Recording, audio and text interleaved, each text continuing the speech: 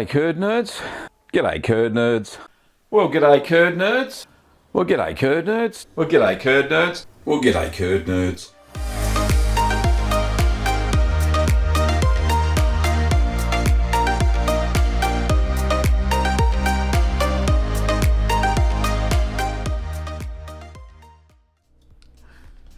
G'day, Curd Nerds. Welcome to Ask the Cheeseman. This is where you can ask your home cheese making questions. This is episode 241. Whew, getting close to 250. We'll have to do something special then, I think. Quarter of a century. Yeah, I reckon we will. Anyway, for those who don't know, I'm Gavin Weber, and I'm the host of the show today. Well, and always. I don't know why I say that. But, yeah, and I'm the chief curd nerd and try to answer your questions.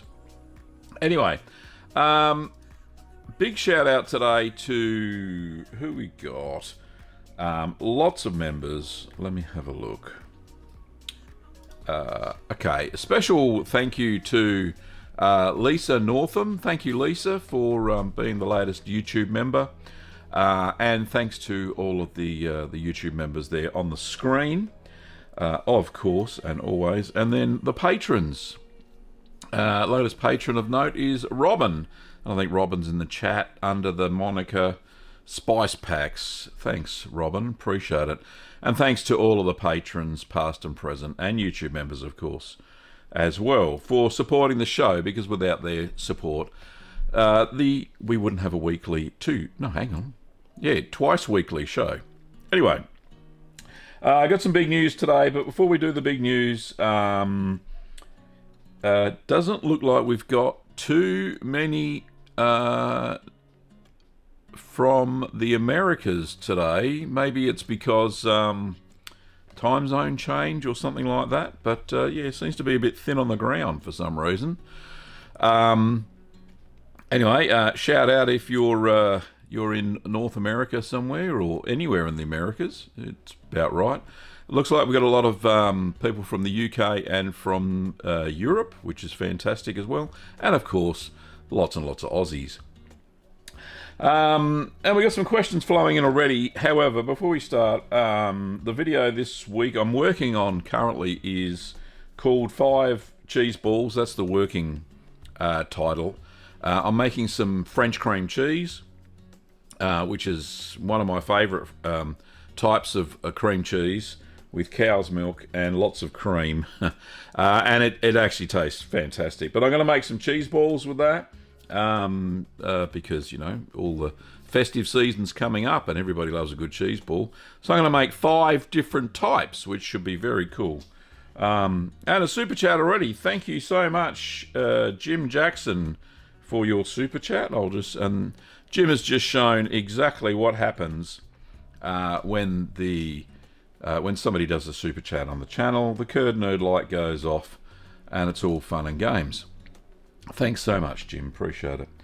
Also, I'm just putting the finishing touches on Gavin Reacts number 2, and planning out the cheese making videos for the rest of this year, and then starting to plan for the ones for next year. So that should be good fun.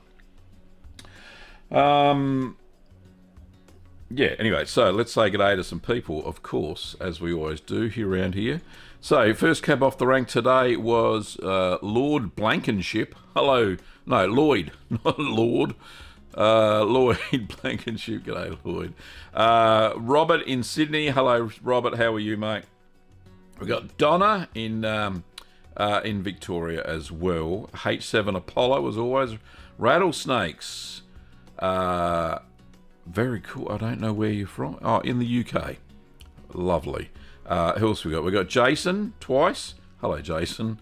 Shauna, of course. Hello, Shauna in Tassie. Charlie just up the road from me. G'day, Charlie. Michael and Jenny from Adelaide. Ciel from Central Victoria. Hello, Ciel. We got Leaky, and I think Leaky's been on the chat before. Hello, how are you? Jim. G'day, Jim. Lovely to see you, mate.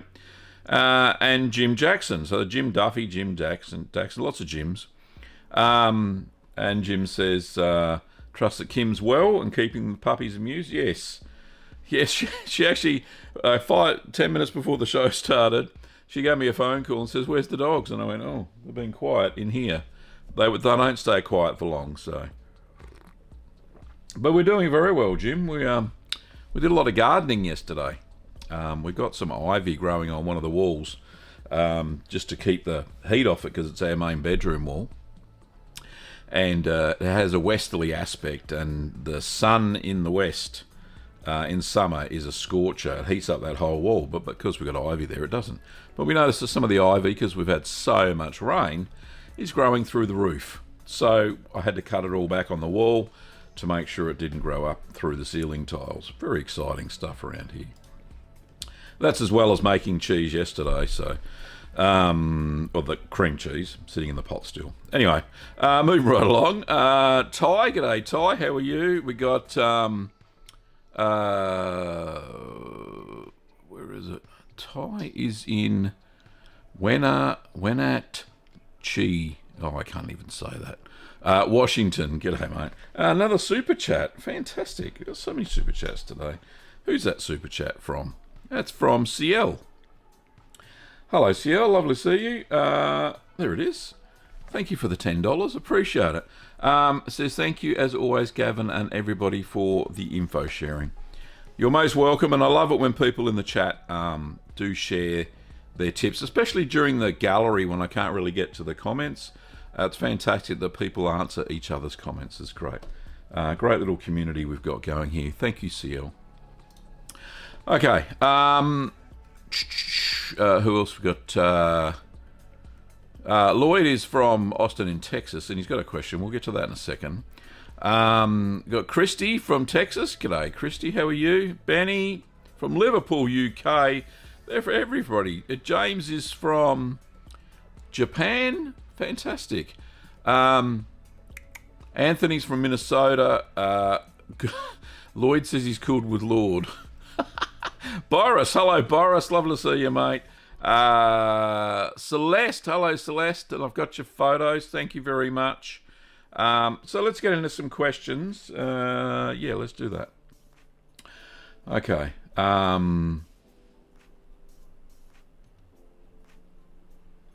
Alrighty, so where is the first question? Good question. Good question, then we get a question. Right, so the first question before I lose it is from Lloyd. It says, normally the difference in Asiago Papato versus long-aged Asiago is just letting it sit there and lose moisture. Yeah, so Asiago Papato basically just is Asiago with peppercorns.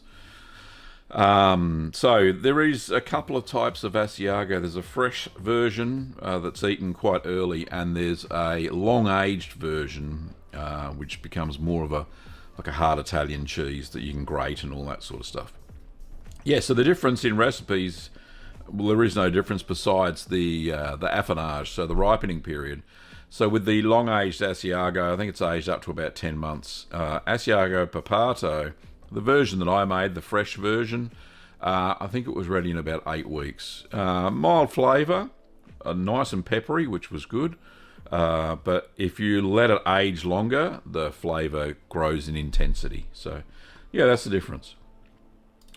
Lloyd also has another question. If I'm aging in a vac bag, though, the moisture level isn't going to drop. If I want to age it, should I shoot for less moisture initially? No, because if there's less moisture initially, the cheese isn't going to develop that classic flavour. So what you could do for the first couple of months, especially if you're going to long age it, Lloyd, is age it naturally. So use a ripening box. Just keep the mould off initially the first couple of weeks with a simple brine solution, and then that should dissipate, and the rind should start to toughen up. Go a little bit harder, as it should, and then at that 2-month stage, once the rind's fairly dry, and then you could vacuum pack it, and you'd have a better quality cheese as it's aged longer. So, hope that helps, mate. Oh, and another question. Lloyd's got lots of questions. If so, would you recommend dealing with it? Warmer temp while stirring, longer time. No, I've answered that, so that's cool. Okay. Celeste says, "Hi Gavin, is there any value in piercing your blue cheese 6 weeks, 2 months into maturation to aerate it again?" Celeste, only if you think that the holes have closed up for whatever reason, and you have some indication that the veins are not developing.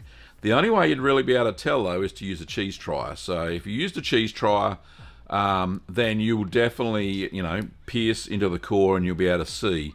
If you're not getting any... have we got another super chat there? Thank you so much, Lloyd. Appreciate it, mate. Yeah, so if you don't see any veining, then yeah, definitely you're going to have to pierce it again. But pop the plug back in if you don't see any blue on the cheese trier. We do have cheese triers for sale. I'm not saying that you should buy them from us, but we do have some. So if you need to do that, that's the only way. You should never really cut a blue open because it'll stop all development whatsoever. Hope that answers your question, Celeste. Yeah, thank you to Lloyd for the $10 US. Appreciate it. Another question is from Rattlesnakes. Says, question, I have been gifted an old fridge that does not work. Can I store it in the garage and use it as a cheese cave? It would be around 8 to 10 degrees ish. Yeah, definitely. If it doesn't stay cold, but it doesn't go hot, yeah, between 8 and 10 will be okay. 13's preferable. That's about the stage for most sorts of cheese. But 8 to 10 will be fine. They'll develop properly, so you shouldn't have too many problems there. What I've done, and I know you're new to the channel, or new to the stream anyway in the chat. So yeah, I've got on my cheese fridge, I've got an external thermostat. So the fridge does work if you plug it in. It stays at 4 degrees Celsius, or what is that, 39 Fahrenheit. So yeah, so I prefer an external thermostat because, if you have a warm day for whatever reason, the internals of the fridge, if it's not working properly, is going to increase the internal temperature. So an external thermostat is the best option on any sort of fridge that you want to convert into a cheese cave. So, okay. Next question is from Celeste again. Celeste says, and what happens if bee linens are transferred into the cheese if it pierced after being established on the rind? It doesn't grow on the inside, Celeste. It's a surface mold. So yeah, bee linens won't do anything to the inside of the cheese, unlike blue mold, which will grow rampantly once it gets inside. Well, it's already in the milk, so. But bee linens, if there's some on the outside of the of your blue cheese, and it's probably time to scrape that off, clean it up, and you just keep it ripening. So the blue will just keep developing in the inside. So I hope that helps. Boris says, have you ever experimented with automatic stirring machines that attach to the side of the pot? Boris, I haven't, but because I prefer to do it all by hand and by feel, there are devices. I think it's called the StirMate. However, you can't get it in Australia, and if you do, it's at 110 volts, 120 volts US supply.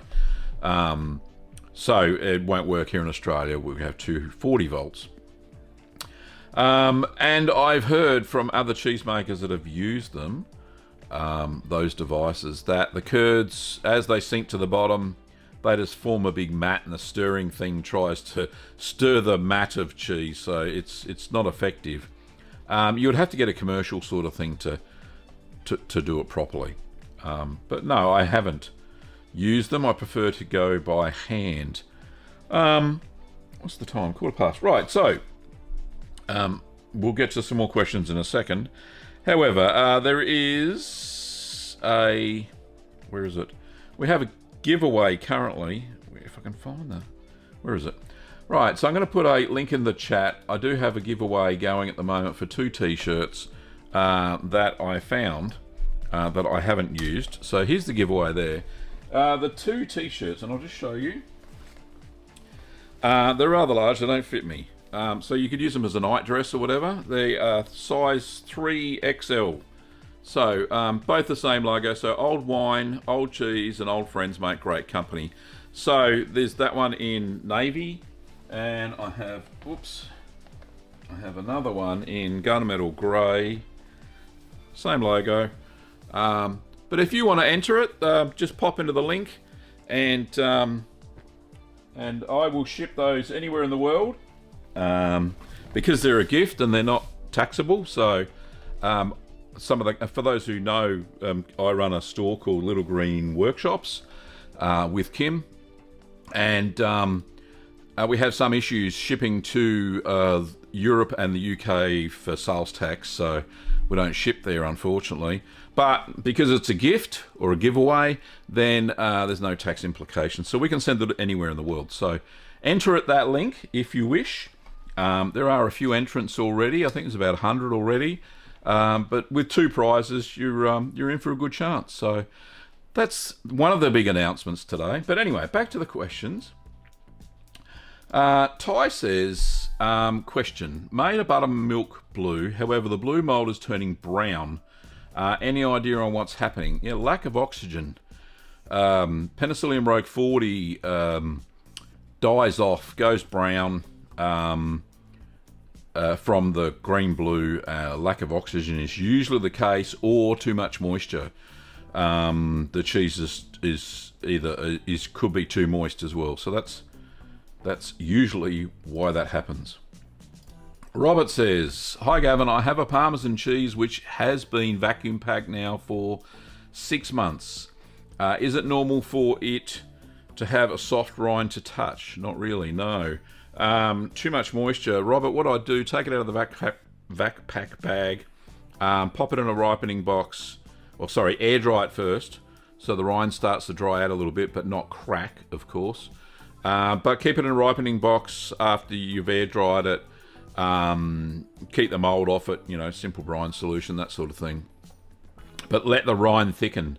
There's too much moisture in the cheese. You won't get that grainy texture that you're looking for with a Parmesan. So yeah, I think that's what's going on there. Ciel says, I made a lovely blue recently, but it has only developed a few tiny thin veins. Should I present it to friends as a Castello instead now? We'll send pics for the gallery soon. Ciel, it's your cheese. You can present it as anything. Now, even with the small veining or just blue down the lines where you pierced it, sometimes that happens because the texture of the cheese is too compact, so there's not enough fissures in it for the blue to get through and get some oxygen and make all those lovely veins. This happens sometimes, all right? If your curds are, say, too moist, that will definitely happen. Present it as your special take on whatever blue cheese you want. And look, your friends will never know anyway what it was supposed to be. Just present it as a lovely blue cheese that you've made. You will astound them regardless, because cheese making, as far as I'm concerned, making cheese at home is a superpower. So you got a superpower, they don't. So just present it as whatever you want. So yeah, that's what I do. So, and that works. That works. They don't know. They'll never know. Oh, goodness me. Leaky says, I tasted my raclette cheese today. It's delicious. It's not perfect, a bit bitter, lots of holes and too creamy, but it's my first cheese. Thanks to you who paved the way for me. Thanks, Licky. Yeah, the first cheese is always a bit of a surprise. It certainly was for me. But yeah, so a couple of things. Maybe not enough salt if it's a bit bitter. Lots of holes. Yeah, that would be not much salt because the lactobacteria would have been a little bit too active. Too creamy. Yeah, it needs to be dry out a little bit, but hey, it's your first cheese. Well done. A lot of people don't even make that first step, so keep going. Make another one, and go from there. Because the more you do, the more you learn through experience. Rattlesnake says, would I have to worry about humidity inside the fridge? For example, install a dehumidifier. Probably. Look, it's up to you. So, there's a couple of schools of thought. My main school of thought is I use ripening boxes.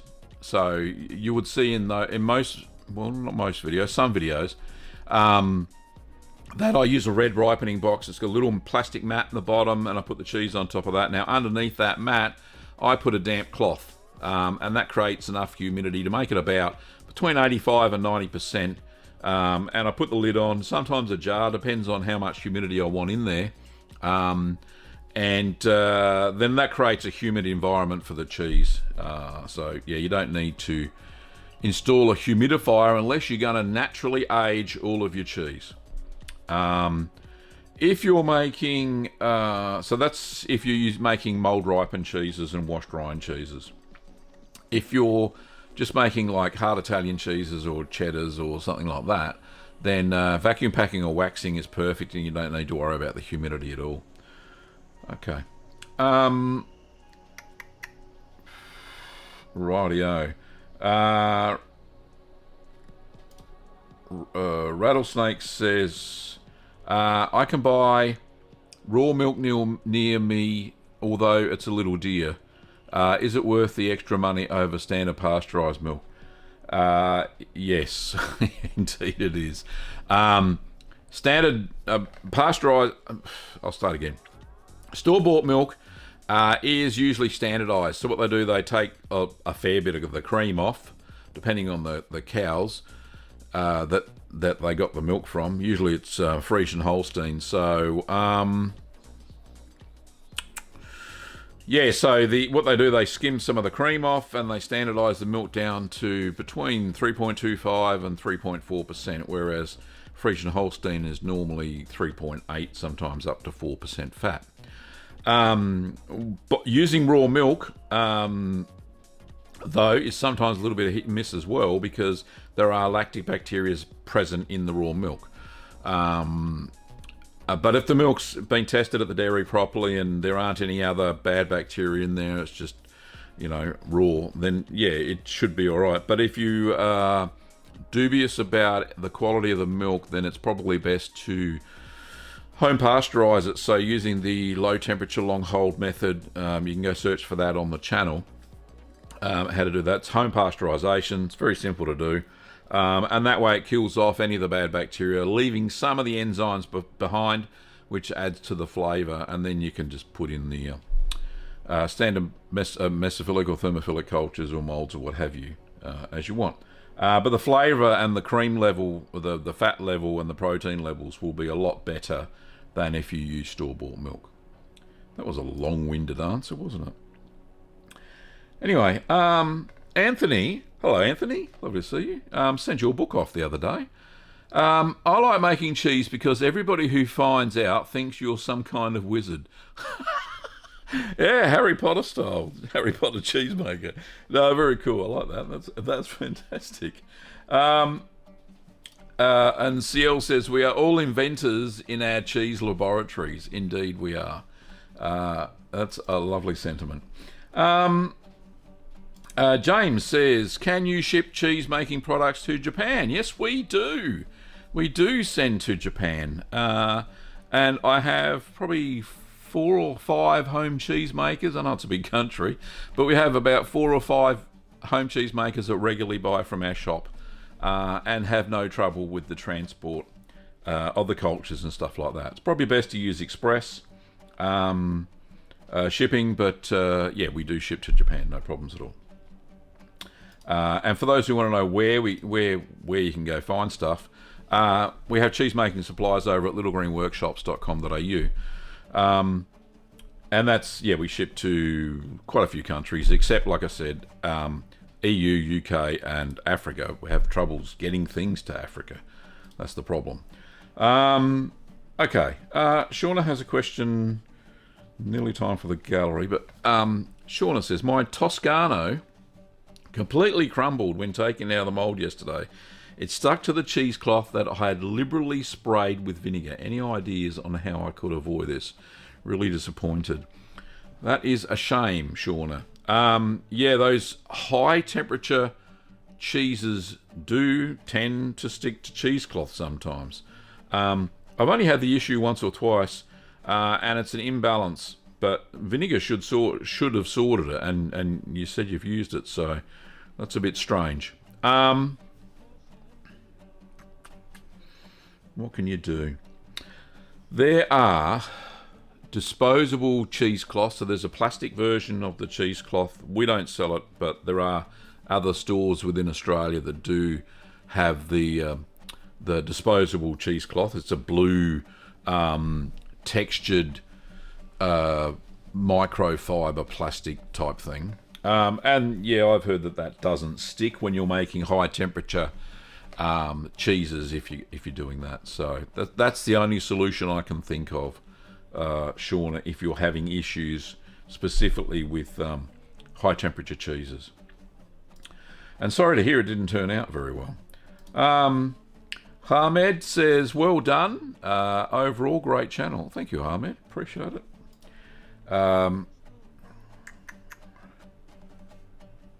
H7 Apollo says, odd that the product with less processing costs more. Yeah, it's a weird world we live in, as far as the cost that raw milk costs more because it comes fresh out of the cow compared to standardised milk, which has been pasteurised, homogenised, cream removed, standardised, all that sort of stuff. And the testing that goes with all that as well. So, yeah, very weird.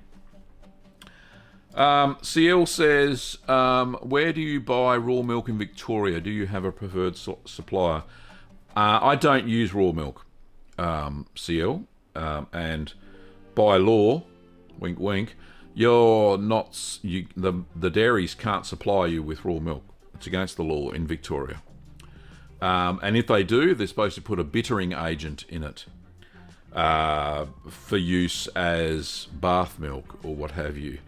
Anyway, I would approach a local dairy and ask, see what happens.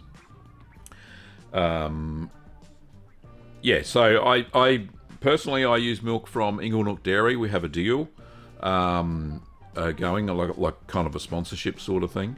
But yeah, Inglenook Dairy in Ballarat is where I get my unhomogenised milk. So it's pasteurised, but unhomogenised, and it is really good stuff. So not just saying that because they're a sponsor, but I've never had any issues with their milk.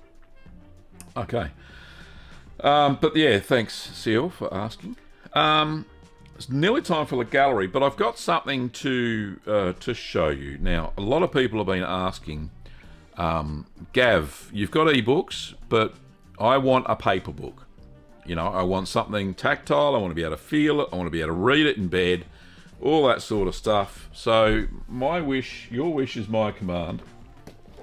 You already know that I've made Keep Calm and Make Cheese. This has been available on Little Green Workshops for a while. So this one's the first book, Keep Calm and Make Cheese, The Beginner's Guide to Cheese Making Home. So it is aimed at the beginner. And it's 100 pages big, and it's got about 27 recipes in it. And it's a great book, great seller. I've sold over 10,000 copies of it already. So that's available on the website already. However, we also now have the second book, which is 227 pages, A4. Keep Calm and Make More Cheese recipes from the Cheeseman. So this also has, let me just show you. And that's the symbol for the gallery. Yes, we'll get there in a second.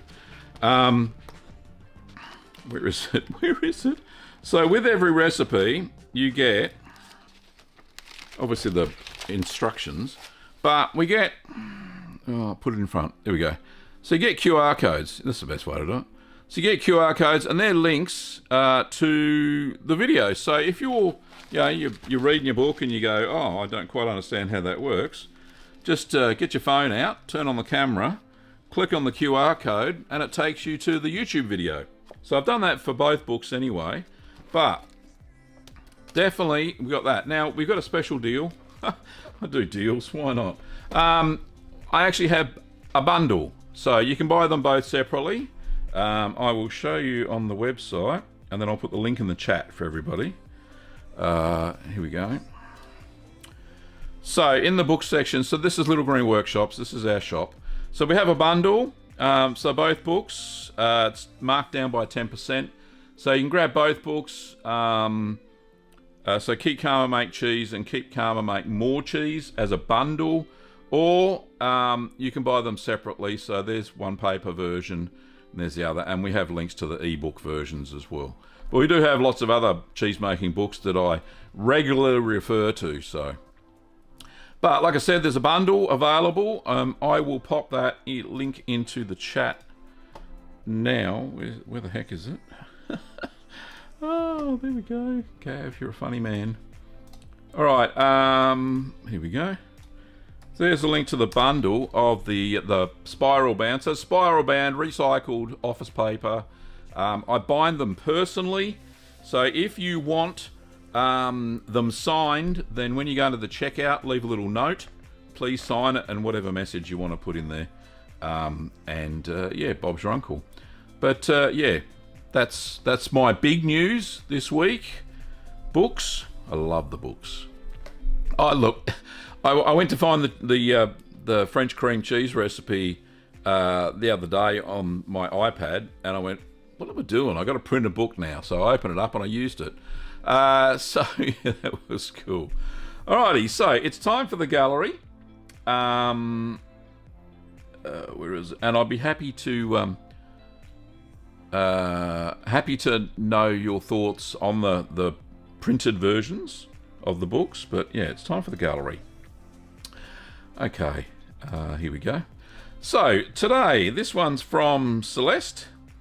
Thank you, Celeste, and Celeste is in the chat, of course.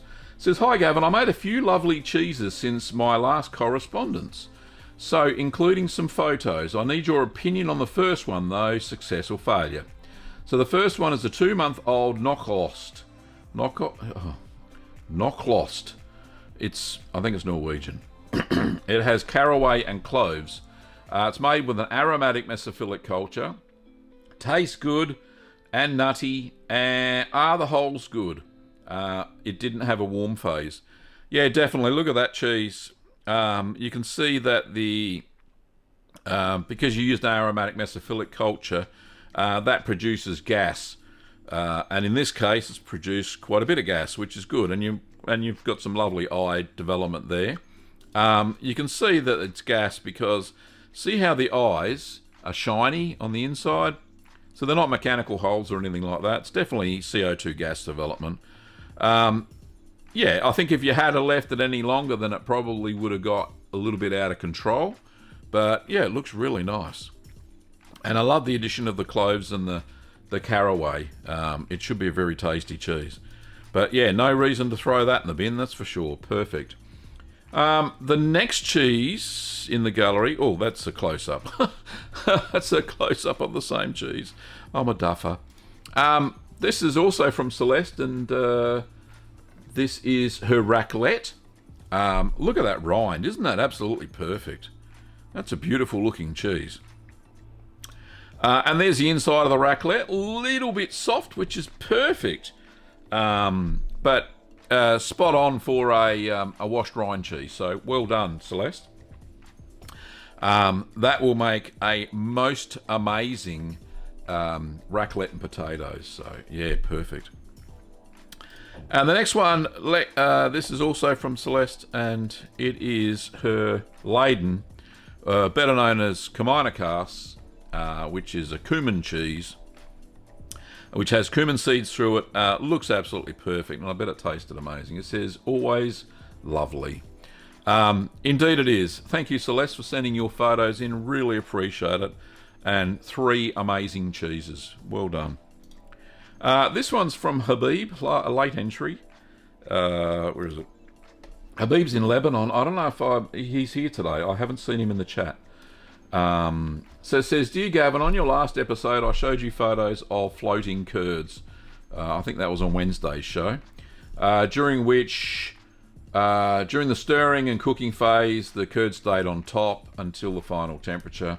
You suggested it might be infected because of tiny air bubbles in the curd. The cheese was in brine and mushy and sponge-like to the touch, so it went in the bin. These photos today are of my largest cheese ever. It weighed 2.8 kilos after drying at 2 months of age. It was a Gouda style cheese, but I remember very well that I had also a problem with curds that stayed soft, and some were floating midway but not on top. Now we are exactly 6 months of age. The texture is a bit crumbly, but the smell and taste are very nice. No sponge-like appearance or bubbles are seen. I'm going to eat it. What do you think? Let's have a look inside for any telltale signs. No, that looks like a nice dense cheese. Certainly no early blowing there. And no, you can't see any bubbles. I think it's perfect, Habib. Yeah, go for it. A little crumbly, but that's okay. For a washed curd cheese, it shouldn't be crumbly like that. The acid development obviously happened a little bit too high there, which is a telltale sign of crumbly cheese, too much acid development. Because with a Gouda, the paste should be a lot more elastic, because less acid will do that. So this is quite crumbly. So it may be prudent to start checking pH of your milk and curds. So yeah, it was too acidic. That's why it's too crumbly. Anyway, next one is from Michael and Jenny. We have a comment here for that. Here we go. Says, Hi Gavin, we decided to cut open our Monterey Jack chili cheese with a paprika rubbed olive oil. It was placed in the cheese cave on the 15th of August, nearly 12 weeks ago. The chilies were boiled for about 10 minutes and then added with salt, ? During milling. The cheese was air dried, then paprika was added with olive oil and rubbed all over, then vacuum sealed. Seems good so far. But on tasting, it tasted bitter and bland. We were very disappointed unless we failed to add the salt. We vacuum sealed and put in the cheese cave. Is there anything we can do or just bin it? Okay, so let's have a look at the progression. So the cheese looks great there as it's air dried. A little bit of moisture coming out, but that's normal because you've coated it in olive oil, so I don't think that's an issue. Crumbly, Monterey Jack shouldn't really be crumbly like that. Sounds like a lot of acid development. I think you may have missed the salt. And we've had a previous conversation about this anyway, Michael. So yeah, it looks like a lack of salt, especially if it's bitter and bland. If it's bland, then yeah, no salt whatsoever. What I said to Michael and Jenny is they could turn it into an American style cheese. So there is a video on the channel around how to make American cheese using sodium citrate as the emulsifier. So it's a sort of a processed cheese, but what happens is when you heat cheese, especially if it's bitter, the bitterness tends to go away. But they're going to have to add a lot of salt to it to get rid of that acidic and bitterness as they convert this cheese, grate it up, and convert it into an American style cheese. So that's the best option for something like this. Doesn't matter how long you age it, the bitterness won't go away. Especially if you haven't added any salt, unfortunately. But yeah, it's always good to take notes whilst you're making the cheese, and then you'll know if you've missed a step. Alrighty, cool. Thank you guys for sending that in. This one's from Ruth. Ruth Cohen, who's regularly on the channel. I haven't seen her today. But this is her label for her cheese. She's made a nutty holiday cheese. It's got orange peel pistachios, a swig of Grand Marnier. So cultured with love, indeed. Let's have a look. So there it is there. That's a monster. It's 4.4 kilograms. That's massive. So you can see that the pistachios... Oh, there's a little note. That's what I should be reading. It says, Dear Gavin, it is a marble kefili with orange peel, pistachios and Grand Marnier with the alcohol boiled out. I should have chopped the nuts finer. It will be crumbly, I am afraid. The woman whose recipe it is a sheep farmer from Oregon. She says serve it with a spoon. I think you probably would, because it'll be quite crumbly, but that's okay.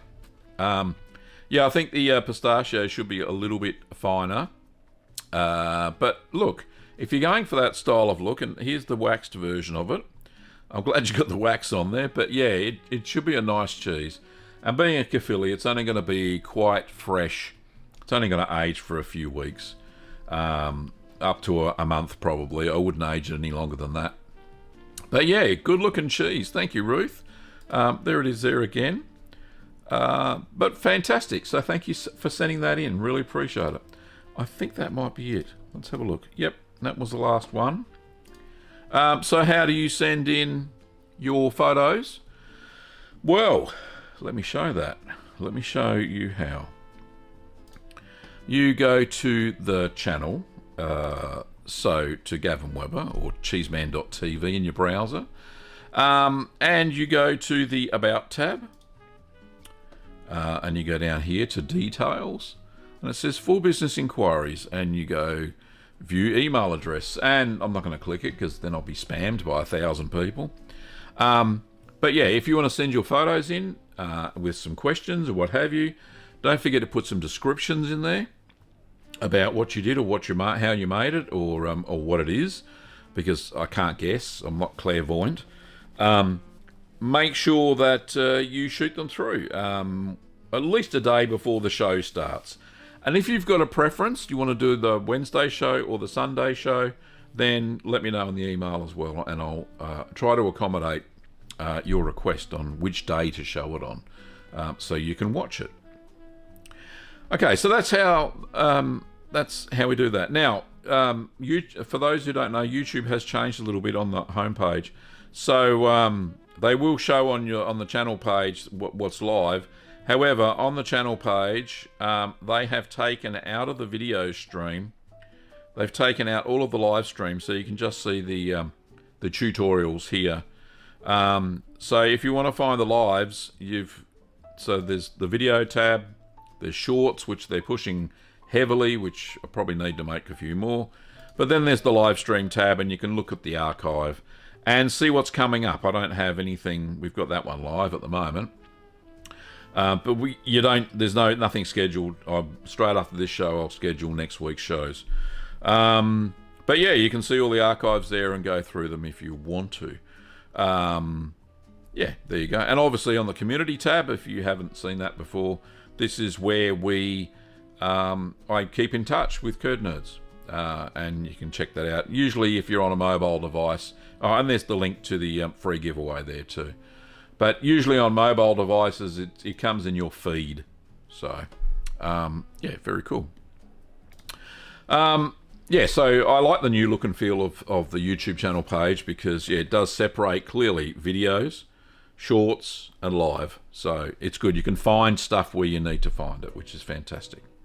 Okay, so we got 15 minutes of the show left, so let's see if I can get through enough of the questions. Let's have a look. There's been a few during... I might have missed one. Right, so this is the first one I can pull up. Okay, so H7 Apollo says, have you ever considered experimenting with acoustics, i.e. if music at all or different genres help or inhibit cheese cultures? Yeah, there was a study done in Switzerland, and they found that hip-hop was the best music for maturation of cheese. Don't ask me. I don't know how scientific this study was. But they found that hip hop was the best music style for cheese. So go figure. No, I'm not going to do that. I don't have enough cheeses in the cheese fridge at any given time to experiment with flavour induced by the cultures enjoying a different type of music. So, Lucas says, hello, nerdy curdy. Fine. Sui says, I'm making your Shropshire Blue recipe right now. The curd is draining. Wish me luck. Yes, you may need some. Make sure it's not too dry, because you'll get the same issues I had where the cheese falls apart, and then you have to kind of like press it a little bit. CL says, oh yes, I was definitely only going to bathe in the milk like Cleopatra, and yes, I generally use Inglenook dairy milk as well. Well done. Well, you shouldn't have too many problems, CL, definitely with their milk. Anthony says, I'm super excited to start making cheeses from my copies of the books. Yes, we shipped them out to you the other day. I would have flown over the peak themselves up myself if I had that kind of money, I think. You're a champ, mate. You're a champ. Rattlesnake says, do you actually bind them all? Bloody hell, Gavin, that seems like a lot of work. Not really. Sorry, it's not a lot of work. During the day when I'm doing orders, I do some prints. I print out books on my high efficiency printer that I have. And then I bind them, ring bind them. So as you can see, they're ring bound. Can we see this? Focus camera. So they're ring bound, and the good thing is when you open them up, like unlike normal recipe books, without bending the spine, you can fold them over and keep a track of where you're going, and that's why I chose ring binding over sending them to a publisher. It's just so much easier, especially for use. And I'm a practical man, and I do things practically. So yeah, and you got color photos and, like I said, the QR codes to get to the videos. I think there's about 127 QR codes for videos linked in the book. So yeah, I think it's good value at the price that I put it there. So it's double the size of the other one. But I've taken all the costs into consideration. Kim and I did that. We did a costing, and to make some profit, obviously, that we priced it as what it is. Anthony says, Nokolos normally doesn't have holes, and I actually have a couple of wheels in my fridge now, but I think the holes actually make it look nice. Yeah, I think so too, Anthony. I think Celeste's cheeses were lovely. Jennifer has a question. Hello, Jennifer. Lovely to see you. I've been watching some of your videos. They're very good. I love the vlog style way you shoot it. And I think the last few, you had some camera work done by your son or something. It was quite good. Jennifer says, what happens if I vacuum pack a cheese and then a few weeks later take it out of the bag, wash it with ale or bee linens, etc., and switch to a natural rind? Have you ever done a hybrid like that? No, I haven't. I haven't done that at all. But I couldn't see why not. Why it wouldn't start to develop a bit. You'd have to age it a bit longer, of course. But yeah, you could do that.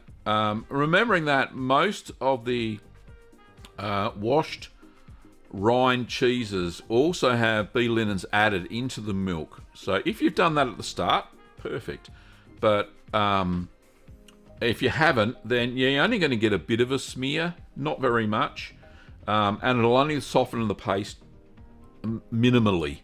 But yeah, you can do that. I don't think there'd be an issue why you wouldn't be able to do that, because the cheese would have stayed moist in the bag, which is good, because it needs to have a bit of moisture for the bee linens to grow on the outside. But certainly washing it with an ale or some bee linens wash, then yeah, perfect. Give it a go.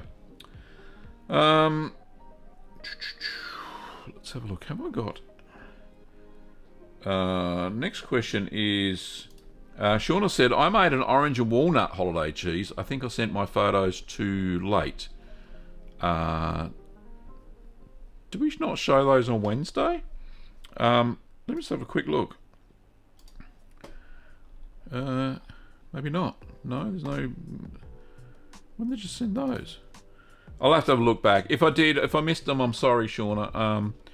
I will go and make a check. I'll check for Shauna's photos. They might not have been in the... you might have sent them to the sales address, not the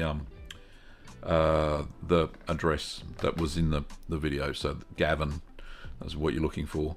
But yeah, so if they were in sales, I missed them. I didn't check that email address this morning. I normally don't. So yeah, if you could do that, that'd be lovely. But I will go and backtrack and have a look. Sorry, Shauna, if I missed those photos.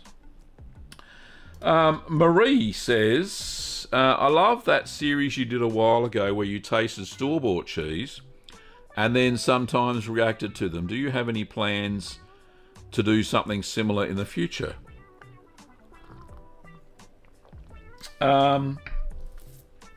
So that was, I remember I did a series on it. Where is it? Let me just have a quick look.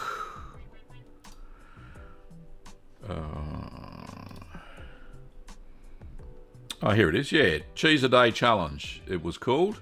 That was back in 2019, before the pandemic even. Yeah, so in the month of February last year, I tasted a different cheese, commercial bought cheese, every single day of the month.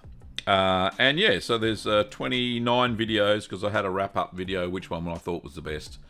And we did a little scale of 1 to 5, I think. But yeah, I think February's the perfect month to do that. So I'll put that on my list for planning. It's always good. And I'll try and find different cheeses, which may be a bit of a struggle because I struggled to find 28 cheeses in the first place, the first time round. So, good suggestion. It was good value. Cheese a Day Challenge. Yeah, that was good fun. I did enjoy doing that. But yeah, we'll see how we go. Anyway, let's go back to my face. But thanks, Marie. That's a good suggestion. Richard says, sausage making recipe called for high temp melting cheddar. Is it made differently? Is a high temp? No. Richard, it's just a very long aged cheddar, and the longer cheddar is aged, the less likely it is to melt because of the high acidity in it. Probably best to use some hard Italian cheese is what I often tell people, because those sorts of cheeses don't melt very well anyway. So like things like Parmesan doesn't really melt in block form. Romano, that sort of stuff, Pecorino. Those sorts of cheeses have a very high melt point. If worse comes to worse, what you could do is whip yourself up some halloumi, or buy some halloumi, and cut that into very small cubes and put that into your sausage mix. That definitely won't melt, but it will go soft and have a nice flavour in the cheese, in the sausage, sorry. Anthony said, should you keep a bee linen smear cloth around somehow, and what does the hygiene look like when you do that? I tend not to. When I make my smear mix, the bee linens and a little bit of a brine, a very simple light brine, I will make it fresh every single time. And I don't tend to use a cloth anymore. What I do, take my ring off, I use my hands, so make sure I wash my hands. But I will take some of the liquid, the bee linen smear stuff, and just rub your hands all over the cheese.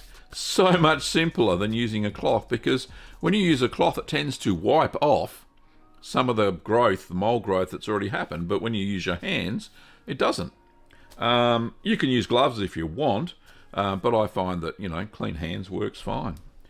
Put my ring on before Kim finds out. Quick, shh, don't tell her. So that's what I do. I rarely use a cloth these days. Maybe the first one, when the cheese is naked, then yeah, that's fine. But after that, once I start seeing the smear start to grow or changing colour, it doesn't grow proficiently. It just the rind changes colour. So yeah, just wipe it with that. Use your hands. It's all good.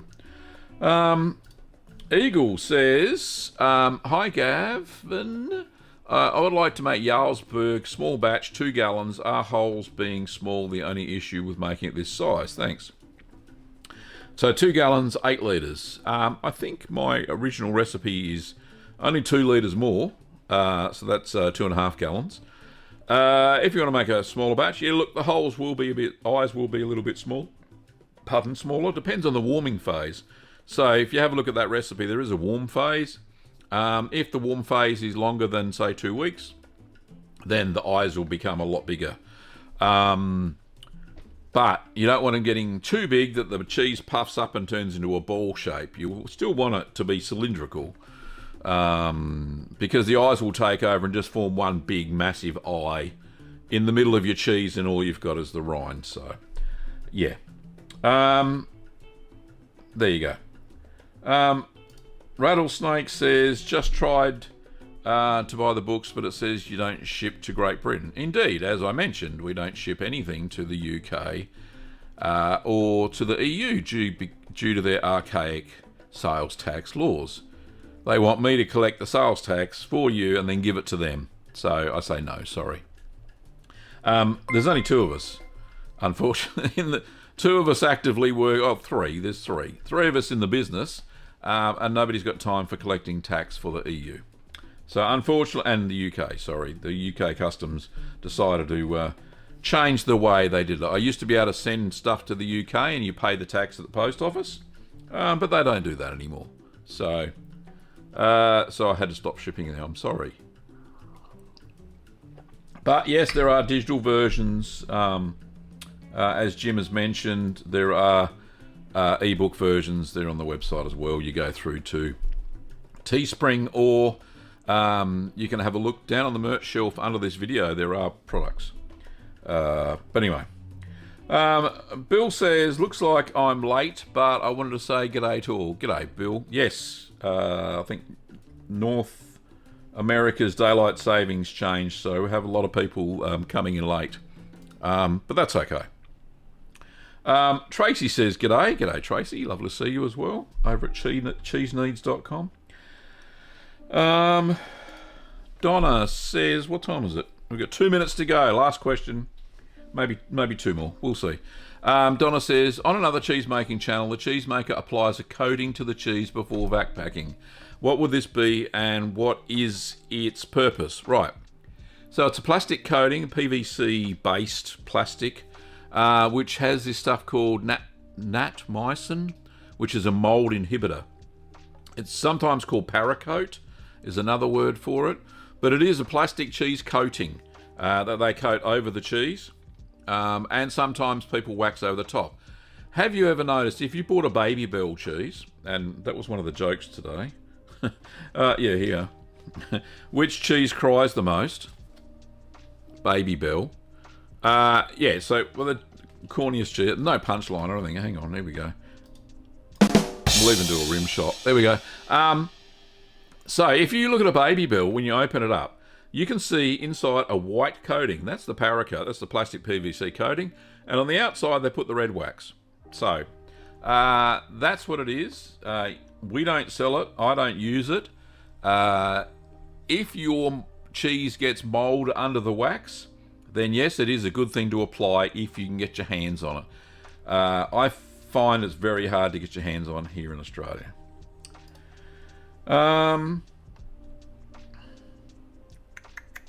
Chris, last question. So this is from Chris, says, hi Gavin, which cheese book do you recommend overall that has lots of recipes?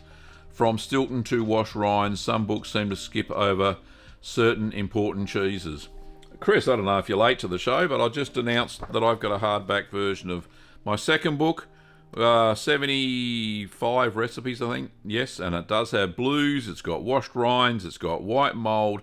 It's got hard cheeses. It's got semi-hard cheeses. It's got fresh cheeses. So it's called Keep Calm and Make More Cheese. There is a digital version linked in the shelf, but back in the chat there is the link to the bundle and where you can get the paper version. Anyway, that's it for today. Rattlesnake says, if that's my only option, I might do that. I'm hoping the UK gets its act together in the next few years. Yes, indeed. Chris says, oh no, does that mean I can't save and reuse wax from Baby Bell? I was saving some up to reuse. Yes. Yeah, if you can peel the 2 layers apart and just save the red one if you want to. So yeah, that may be a bit of an issue, Chris. But anyway, thank you everybody for watching the show today. I've really appreciated it. I've gone 1 minute over time, but that's okay. Lovely to see everybody. We got quite a few people from North America a little bit late due to the daylight savings change, but please be aware of that next week. If you want to see when I go live, then the best place to go and check, if you're really struggling, is to go to the channel page and go to the live tab just here, and you'll see when the next scheduled one is. It actually tells you down the bottom. This one here, 54 watching this one.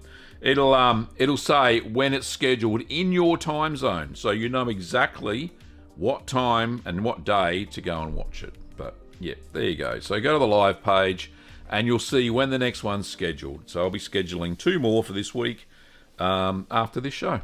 But thanks for watching, Curd Nerds. Really appreciate it. If you want to learn how to make cheese in a structured manner, then you could do no better than going over to the Curd Nerd Academy at courses.littlegreenworkshops.com.au. If you want to get any cheese making supplies, then you can go to littlegreenworkshops.com.au and pick those up there. And of course, merch like this amazing t-shirt and this fantastic mug. Look, they almost match. Go to merch.cheeseman.tv and you can pick up your merch there to support the show and me and keep making these videos and all that good gear. But yeah, thanks very much for watching, Curd Nerds. Appreciate your time. Without your questions, wouldn't be much of a show. So thank you so much for asking them. And don't forget, if you've got any photos, send them in to the email address that I showed you on the About tab. And I will gladly show them and maybe even use them as a thumbnail or add them to a Gavin Reacts video. So thanks for watching, Curd Nerds, and I will see you Wednesday. There's a Wednesday show at 8:30 p.m. my time, or you can catch me on the Saturday/Sunday show wherever you are. Thanks for watching, Curd Nerds, and I'll see you next time.